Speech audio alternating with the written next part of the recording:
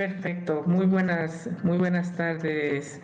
Primeramente, agradecerle a usted, Lolita, por la invitación, a Gisela y a todo el equipo de Elton por la coordinación de este evento.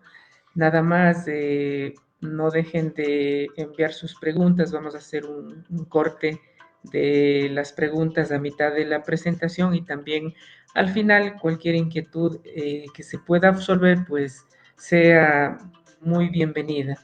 Como ya se había presentado en la difusión de este espacio, pues los temas a tratar es los aportes que las auditorías debemos realizar al sistema integral de riesgos. En este sentido, el contenido, el contenido de este espacio va a partir de una introducción, temas relacionados con la gestión integral de riesgos.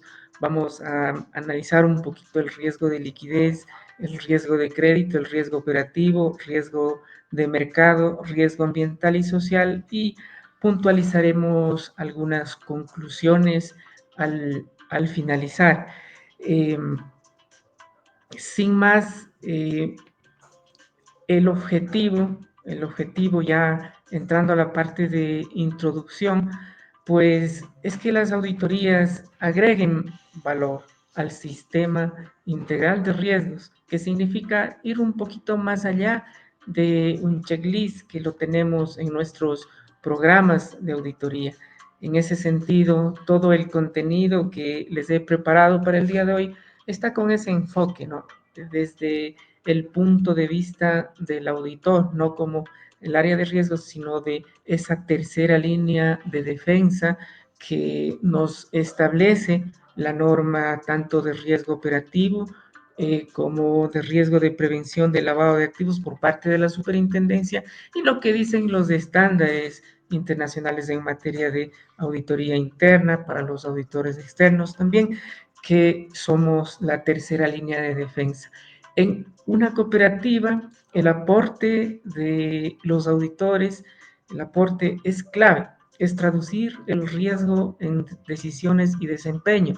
Esto es verificar que el apetito de riesgo esté claramente definido, que el proceso de identificación, medición, priorización, control, mitigación, monitoreo, comunicación, que este es el proceso que establece la superintendencia, que está alineado a la ISO 31000, funcione de punta a punta y que los datos y alertas soporten respuestas oportunas, es decir, nos sirva la gestión para una adecuada toma de decisiones. Si es que hay temas que corregir en la gestión de riesgos, pues debemos tomar esas acciones oportunamente dentro de nuestras revisiones, de nuestros informes. Hay que puntualizar justamente esas deficiencias, esas debilidades para fortalecerlas.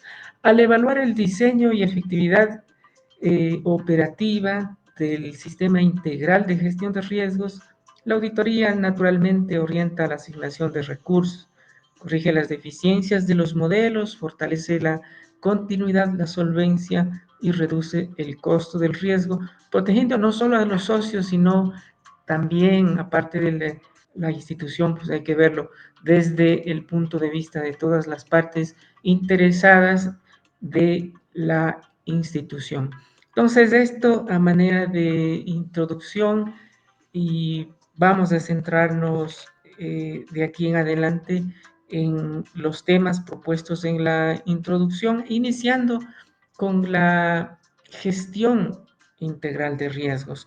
Para todos es conocido los elementos de la gestión integral de riesgos, los elementos claves que todos los riesgos que administramos, que administra la unidad, tiene que tener dentro de cada uno de sus manuales o dentro de una política integral de riesgos, dependiendo de las exigencias, dependiendo del segmento. Segmentos 1 y 2 tienen que tener manuales de administración integral de riesgos, mientras que el resto políticas.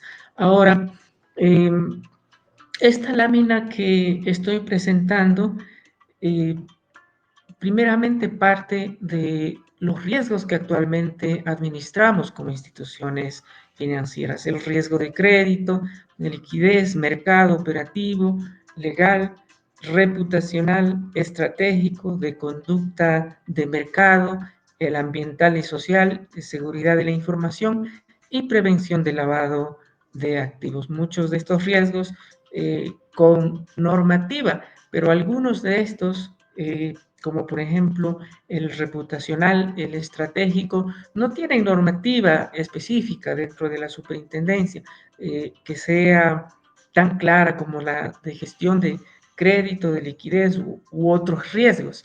Pero si muchos han revisado las exigencias que actualmente la superintendencia está poniendo para las entidades del segmento uno, pues manda a que tengamos políticas, límites, procesos, procedimientos, metodologías y estrategias para cada uno de estos riesgos.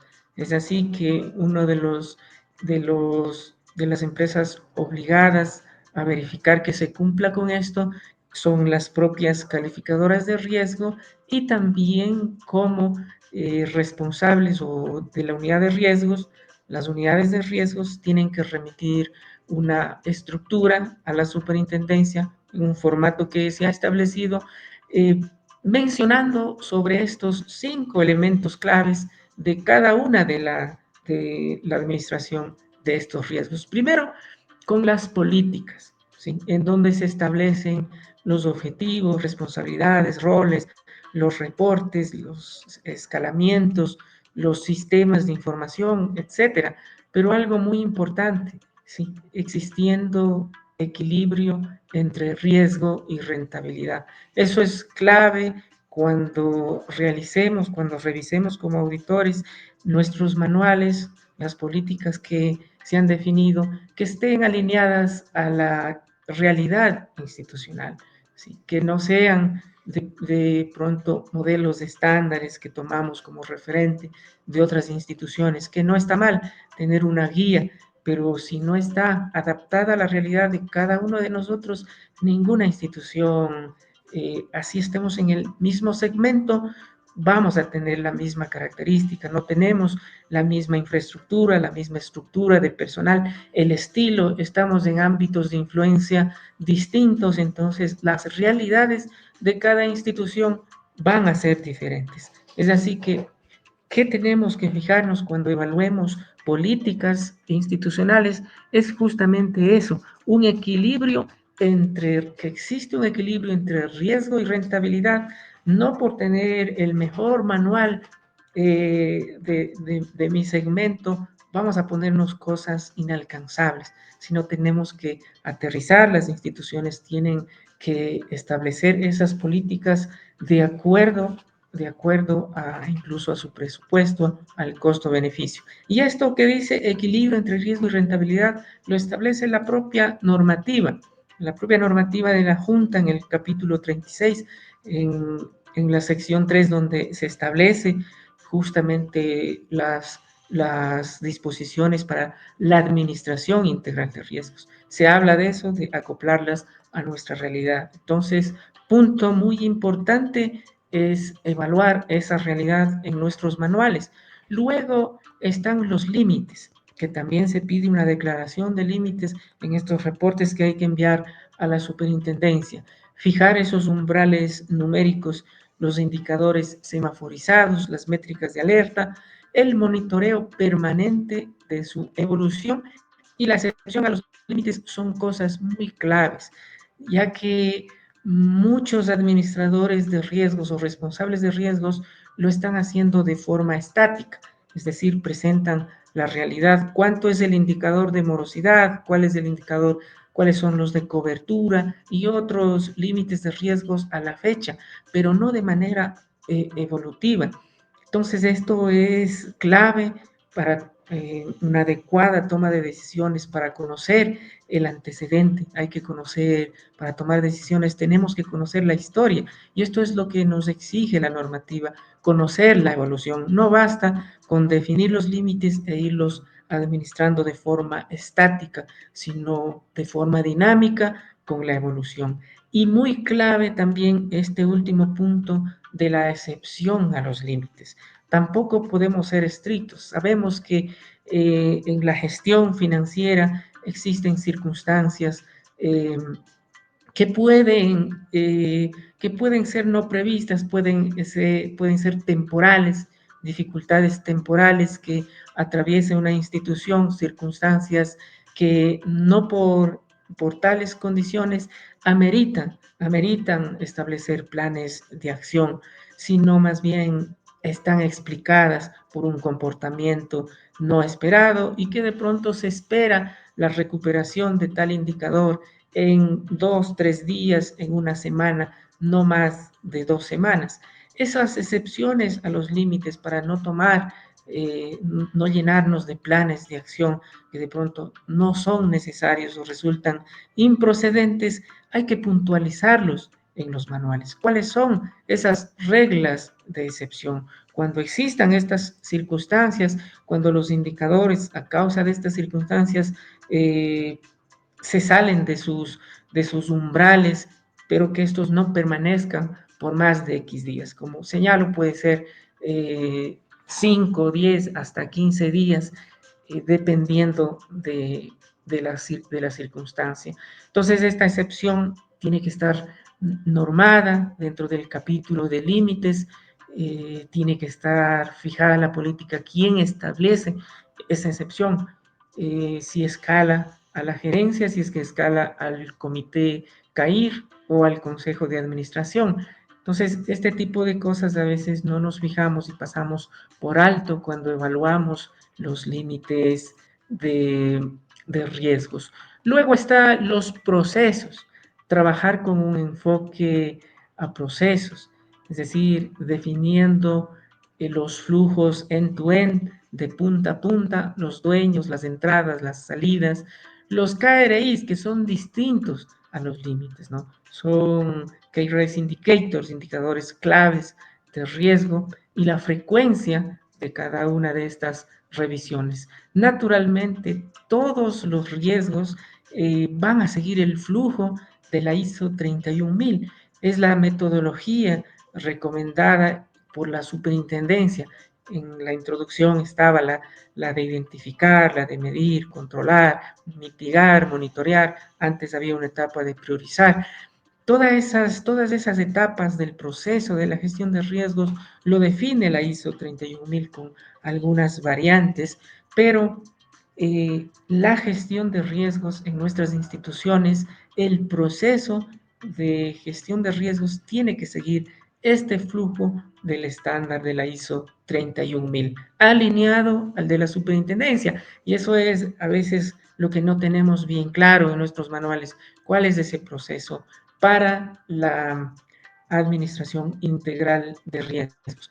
Luego, como cuarto elemento importante están los procedimientos, paso a paso, con evidencia, segregación, formatos y archivos, pues esto, tanto procesos como procedimientos, garantiza la gestión de conocimiento, la continuidad del negocio. Han habido muchos casos en donde solamente los responsables, los administradores de riesgos conocen el proceso para generar de pronto estructuras que se reportan a la superintendencia, como las de liquidez, aplicar las metodologías que son técnicas, las pruebas de desempeño, modelos de estrés, de backtesting a los distintos riesgos. Cuando hay cambios de personal, no se, no se establece puntualmente cuáles son estos procesos y procedimientos y es un costo para la institución, implica una inversión, recursos para darle continuidad justamente a estos procesos propios de la gestión de riesgos. Entonces, nuestros manuales también como y políticas deben estar complementadas con los procesos, con los procedimientos, como cualquier otra área dentro de la institución. Y por último, están las estrategias, metodologías y estrategias. Las metodologías con la especificación de cálculos y modelos. Hay muchos fallos en las instituciones cuando desarrollan las metodologías.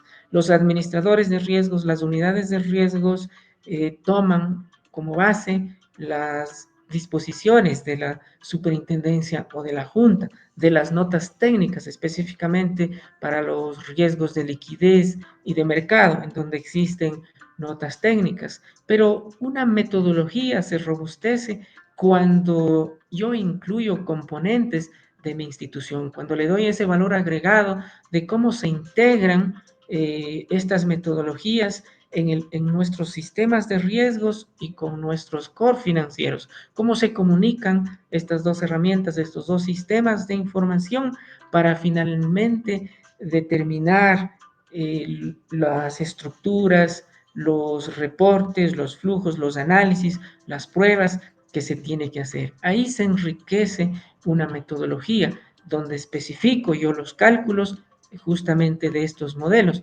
No basta con una transcripción de la normativa. Eso es un error, eso es sujeto a observación por parte de la superintendencia. Las validaciones que tenemos que hacer con los modelos tanto de backtesting a los distintos riesgos y estrés y las acciones tácticas que debemos hacer ante simulaciones de pronto, dependiendo de las variables que utilicemos. Entonces, todos estos riesgos que actualmente estamos administrando como instituciones financieras tienen que tener estos elementos con estas connotaciones que acabo de indicar. Y si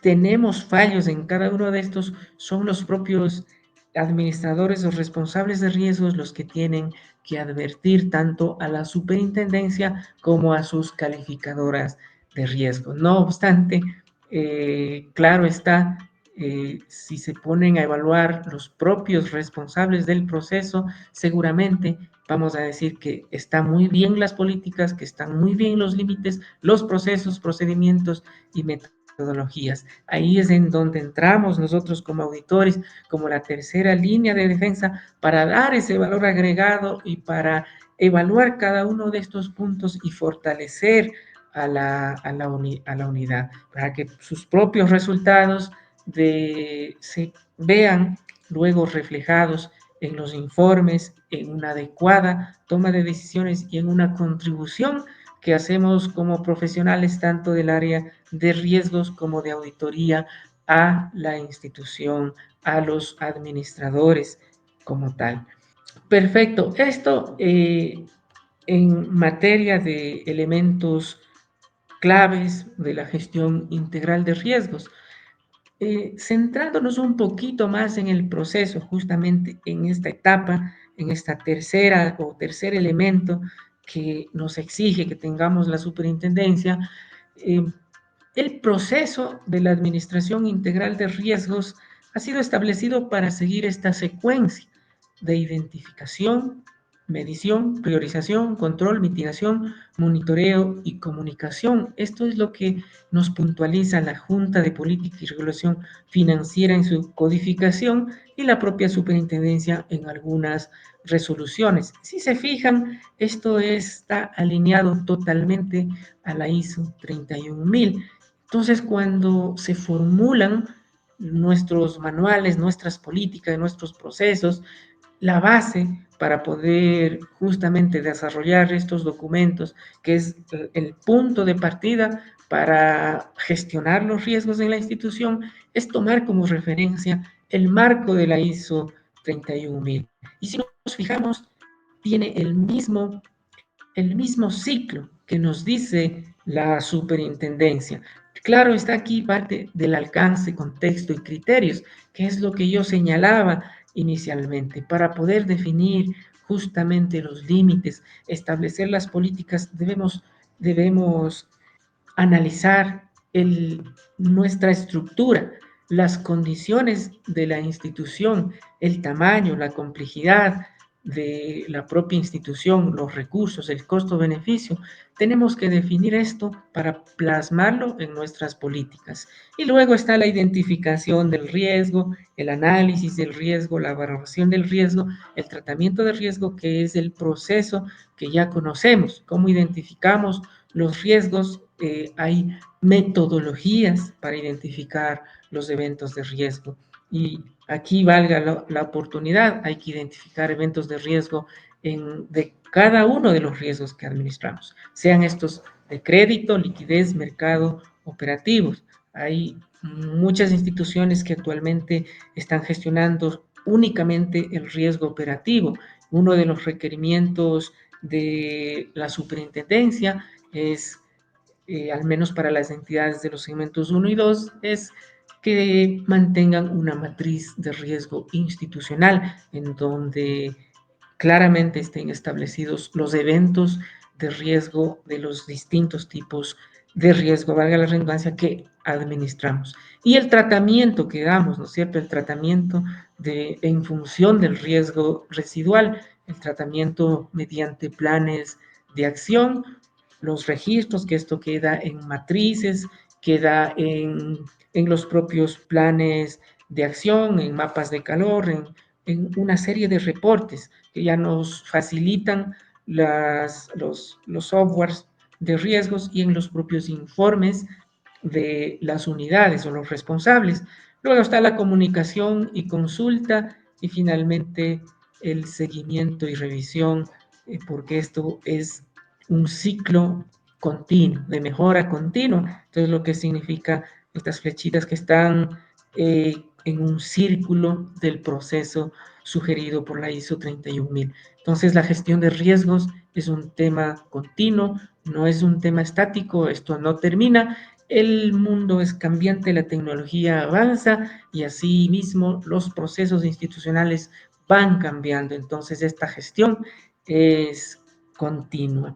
Justamente sobre la matriz, para terminar la parte de la gestión integral de riesgos, conocemos todos la matriz de riesgo operativo, pero muchas instituciones no tenemos una matriz de riesgo institucional que abarque todo el mapa de riesgos, es decir, operativos, de crédito, de liquidez, mercado, etcétera. Incluso los riesgos de seguridad de la información tienen finalmente que consolidarse en la matriz de riesgo institucional. Y hay otros riesgos como el de conducta de mercado que pueden también estar integrados en una sola matriz. Entonces, no olvidemos esta parte fundamental para las instituciones de contar con una matriz institucional.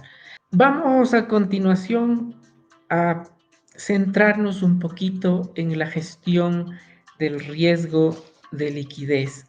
Vamos a ir analizando al menos los riesgos más importantes que administramos como instituciones financieras.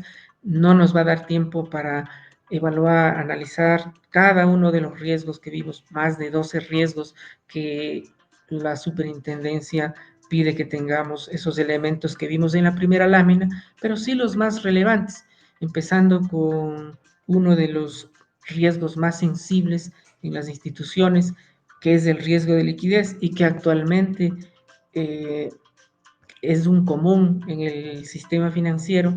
No tenemos mayor preocupación por un alto índice de captaciones que tenemos. Hay una buena liquidez en nuestro sistema, pero las disposiciones nos obligan justamente a tener dos metodologías claramente definidas. Primero, como señalaba en los elementos claves, no basta con reproducir las notas técnicas para la L01, para la L02. Eso es un común. Revisemos como auditores, revisemos a detalle lo que nos dicen las metodologías, cómo se integra justamente estos cálculos con nuestros sistemas de información, cómo se integra el core financiero con suficiente detalle para auditoría, para que se pueda seguir una ruta de datos y reproducir los resultados. De lo contrario, nos perdemos en nuestras evaluaciones y no es posible dar el valor agregado.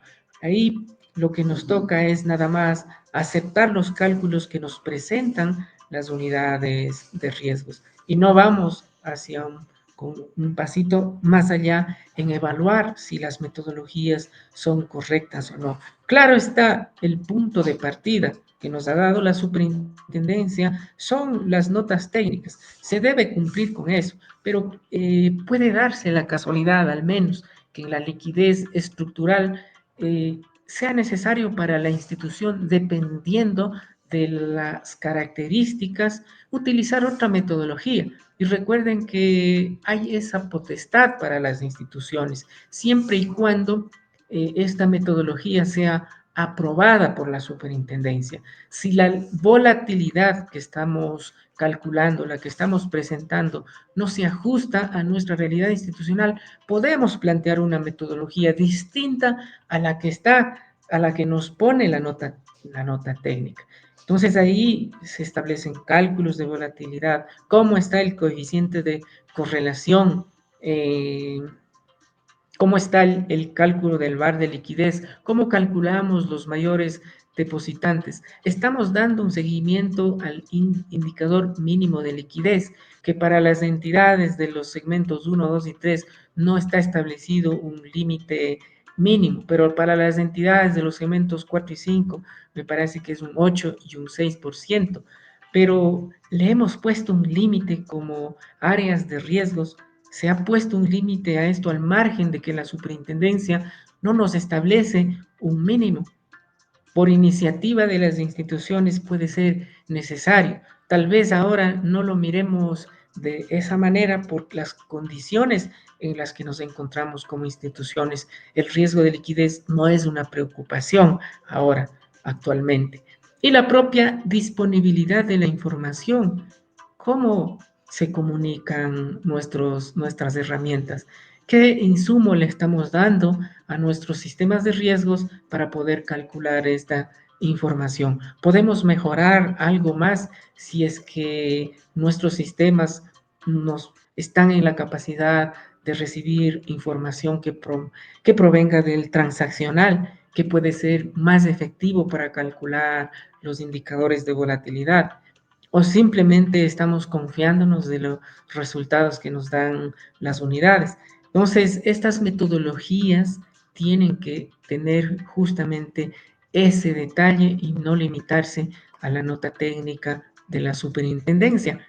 En cuanto a las brechas de liquidez, que es el otro frente, acá lo importante son los modelos de comportamiento. Y nuevamente, ¿qué es lo que hemos visto? Que las unidades de riesgos toman la nota técnica, pero ¿cuál es el modelo de comportamiento? Y muchos transcriben y dicen, vamos a utilizar supuestos y modelos de comportamiento basados en series de tiempo con al menos 12 meses históricos y un límite de confianza o un nivel de confianza de un 90%. Pero ¿cuáles son esos modelos de comportamiento? ¿Qué modelos estamos utilizando en nuestras instituciones? Nada más es teoría lo que estamos poniendo en nuestras metodologías. Hay modelos desde tan sencillos hasta los más sofisticados, que eso lo manejan muy bien las empresas que gestionan riesgos, sus proveedores de riesgos. ¿Cuál es ese modelo de comportamiento? Mantener los registros de los supuestos utilizados. Esto ha sido un fallo de casi todas las instituciones. ¿Cuáles son esos supuestos? Porque influyen mucho en la decisión.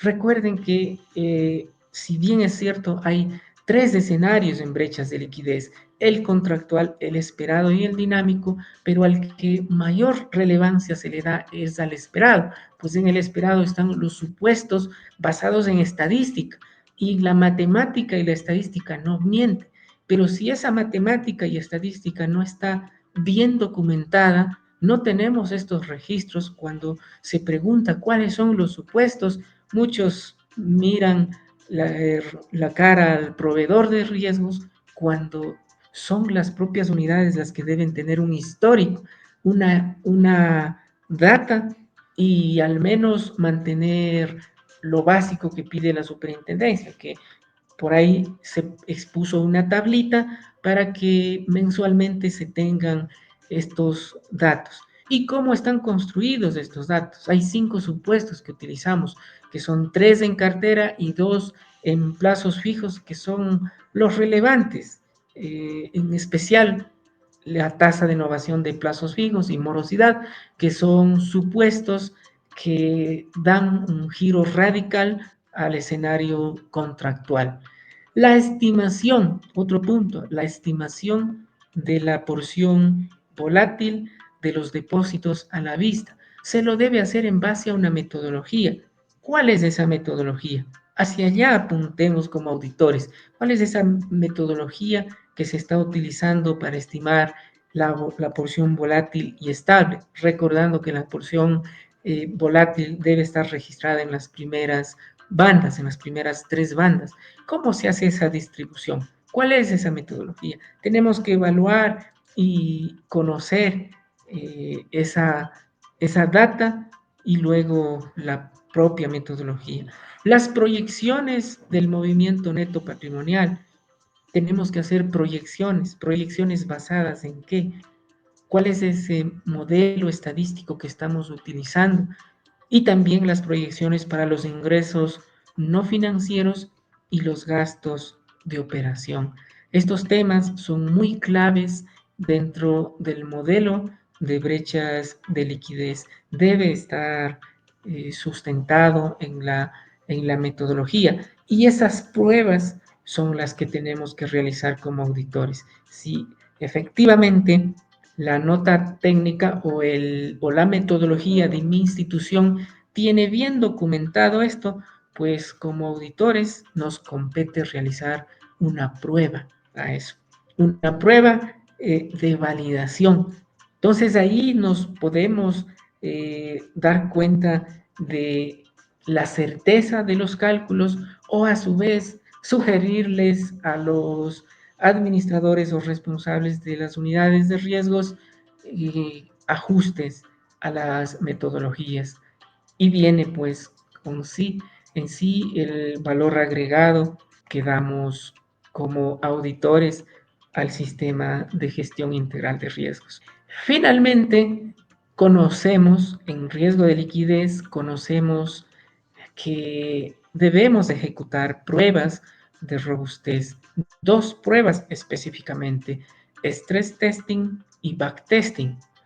El stress testing es una técnica para evaluar la capacidad de respuesta ante variaciones extremas y la propia norma nos dice utilice como mínimo estos criterios: reducción de activos líquidos, obligaciones, depósitos, variación de las tasas, afectación de activos y pasivos de mayor concentración, reducción de tasa de renovación de depósitos, contingencias laborales, cambios en las tendencias de fuentes de fondeo y principales activos, introducción de nuevos mercados o productos, condiciones macroeconómicas. En ese sentido, es muy importante que esta prueba de estrés se la realice al escenario esperado de brechas de liquidez. Recuerden que ahí eso se establece puntualmente en la nota técnica. Por supuesto, podemos estresar a los balances, de, a la liquidez estructural, pero el enfoque en sí que nos pide la normativa es hacia el escenario esperado, para ver si es que en un futuro, en las bandas de tiempo, en las 8 bandas de tiempo que se exigen, vamos a presentar o no posición de liquidez en riesgo. Y dependiendo de eso, se tiene que tomar acciones, comunicar esto al Comité de Administración Integral de Riesgos y en sí se pueden tomar acciones. Es por esta razón que cada uno de estos criterios tiene que estar bien sustentado.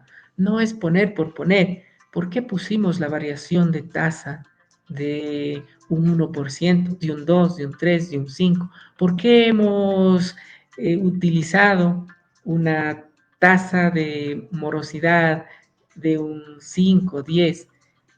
Muchos casos, en lugar de estresar, lo que hacemos es flexibilizar. Entonces tenemos que documentar cada una de estas variables para incorporarlos en el modelo de estrés. Y esto es un trabajo de las unidades de riesgos. Son quienes deben analizar cada una de estas variables y tener estadística, datos. Con eso es un buen criterio para poder sustentar los criterios, las variables, ya sea en tasas o en valores que utilicemos en nuestros modelos de estrés. Más bien, la recomendación para nosotros como auditores es justamente verificar los sustentos que se utilizan acá, porque podemos sí cumplir con cada una de estas variables, pero ¿cuál es el sustento detrás de esto? Y debe haber un análisis de cada una de las variables.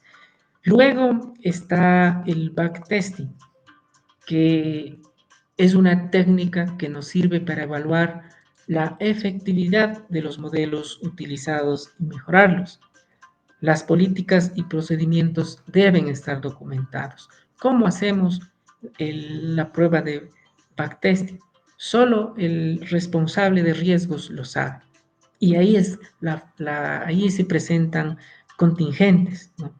Ponen en riesgo la continuidad cuando hay cambios en las unidades de riesgos. Esos procedimientos deben estar debidamente definidos primero. Y luego las políticas como tal para tomar correctivos. Las pruebas de backtesting justamente sirven para eso.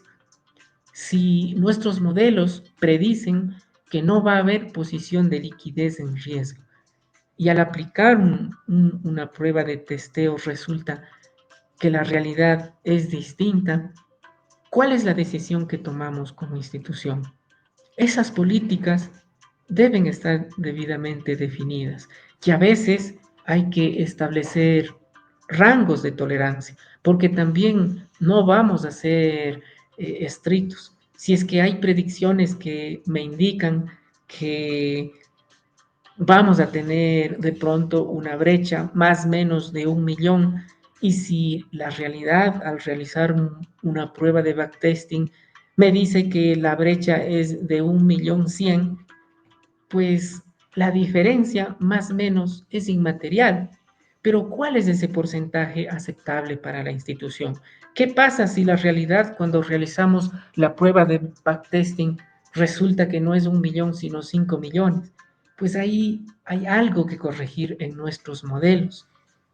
Pero si resulta como el primer escenario que planteo, cuando la diferencia no es considerable, pues podemos pasarla por inmaterial, pero esa política debe estar definida en nuestros manuales. ¿Cuál es ese rango, ese porcentaje, ese monto tolerable que estoy dispuesto a aceptar en una prueba de backtesting? Muchas instituciones no lo tienen así. Por ahí se establece una política que dice realizar un backtesting y nada más. ¿Qué decisiones estamos tomando con el backtesting? Hacia allá evaluemos como auditores qué decisiones se han tomado con el backtesting. Finalmente, respecto al plan de contingencias de liquidez, que es otro frente importante, nada más consideremos estos elementos que debe tener nuestro plan de contingencia de liquidez. La unidad encargada, si es que hay un comité de crisis o es el comité de contingencias que por norma de riesgo operativo debemos constituir, si es esta la unidad encargada de decretar la aplicación. Y lo importante, recuerden que hay un oficio de la superintendencia respecto a realizar pruebas. Ya realizamos pruebas de nuestro plan de contingencia. Pidamos esas pruebas a las unidades de riesgos. ¿Y cómo hicieron esas pruebas? ¿Son razonables esas pruebas? Las acciones y estrategias para los distintos escenarios. que muchos sí tenemos bien claro cómo hacer, qué es lo que vamos a hacer. No basta, ¿no es cierto?, con activar la línea contingente de fondeo, porque de pronto activar la línea de contingente de fondeo puede ser cuando estemos en un escenario un poco de nivel de riesgo alto o crítico, pero cuando estemos en un escenario medio no vamos a activar la línea contingente de fondeo. De pronto vamos a tomar otras acciones como en cartera, en captaciones, acciones que de pronto permitan dinamizar más los flujos de recursos en la institución. Los responsables de aplicar. Creo que también esto es muy claro. Estrategias y responsables van de la mano. Algo que he visto que no tenemos en las instituciones es el detalle de activos a utilizar en situaciones adversas y los pasivos a cubrir. Pareciera que fuera fácil, y pasa por inadvertido en algunos planes de contingencia de liquidez. ¿Cuáles son esos activos que utilizamos? Muchos dicen el efectivo y las inversiones. Esos son los únicos activos que podemos utilizar. ¿Y qué hay de la cartera? Si es que de pronto podemos pensar, si es que no nos avanza a cubrir los pasivos, qué hay de la cartera de crédito? Naturalmente, si pensamos en una venta, tenemos que hacerlo con la venia de la superintendencia, pero podemos analizar esa posibilidad si es que de un análisis de estrés resulta que no nos va a avanzar para cubrir los pasivos ante situaciones difíciles. Entonces debe existir un equilibrio entre esto. Y luego está la tasa de descuento a la cual vamos a negociar los activos. ¿Cuáles activos? Y ahí viene justamente la cartera de crédito. Y la tasa de descuento cuando hacemos una venta es un insumo importante porque finalmente a través de la tasa de descuento nos permite establecer el precio de la cartera, un precio razonable, trayendo los datos a valor presente. No vamos a vender la cartera sin aplicar esta técnica. Entonces, hagamos un análisis. ¿Cuál es esa tasa de descuento que la institución está dispuesta a utilizar en la venta, en la posible venta de mi cartera de crédito? Y finalmente las líneas contingentes, que ha sido también eh, muy difícil para algunas instituciones conseguir una línea contingente de fondeo. Por ahí han habido instituciones bancarias que nos apoyan en esto o instituciones del propio sector, pero si no tenemos líneas contingentes de fondeo, no tenemos, como quien dice, nada que poner en nuestro plan de contingencia, entonces la estrategia tiene que ir por ahí. ¿Y qué estamos haciendo para calificar a una línea contingente? ¿Qué nos hace falta como institución? Tal vez mejorar nuestros indicadores. Pongámonos manos a la obra a trabajar. Y muchas unidades de riesgos los dicen así campantes. No, es que no tenemos línea contingente de fondeo. Y ahí está un evento de riesgo de liquidez en el que hay que trabajar. Fijémonos entonces en todos estos elementos que debe contener nuestro plan de contingencia de liquidez.